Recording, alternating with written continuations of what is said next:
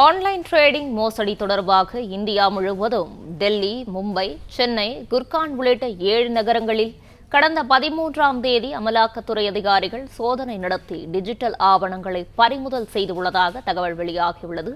இது தொடர்பான கூடுதல் விவரங்களை வழங்கவிருக்கிறார் செய்தியாளர் கதிரவன். கதிரவன், வணக்கம். இது குறித்தான கூடுதல் விவரங்களை வழங்கலாம்.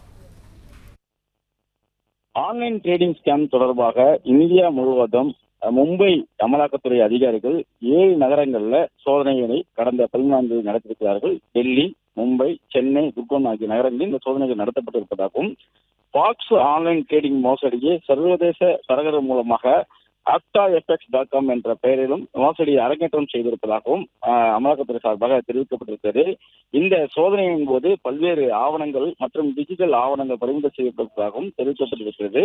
இந்த மோசடி ஆன்லைன் ட்ரேடிங் நிறுவனம் ஏமாந்தவர்கள் முதலீட்டை மியூல் வங்கி கணக்குகள் மூலமாக பண பரிவர்த்தனை செய்ததாகவும் இந்த பரிவர்த்தனைகளை கண்டுபிடிக்க முடியாத வகையில் தொழில்நுட்பத்தை பயன்படுத்தி அவர்கள் அரங்கேற்றியிருப்பதும் தெரிய வந்ததாகவும் குறிப்பிடப்பட்டிருக்கிறது.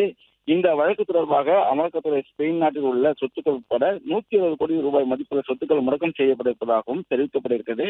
சென்னையில நுங்கம்பாக்கம் லேக் வியூ அகோனியில இந்த சோதனை நடத்தப்பட்டதாகவும் தகவலானது கிடைக்கப்பட்டிருக்கிறது. சோதனையின் போது கைப்பற்றப்பட்ட ஆவணங்கள் அடிப்படையிலும் இந்த மியூல் வங்கி பரிவர்த்தனை செய்துள்ள நபர்களை தொடர்ந்து விசாரணை வளையத்தில் வைத்திருப்பதாகவும் அமலாக்கத்துறை அதிகாரிகள் தெரிவித்திருக்கிறார்கள்.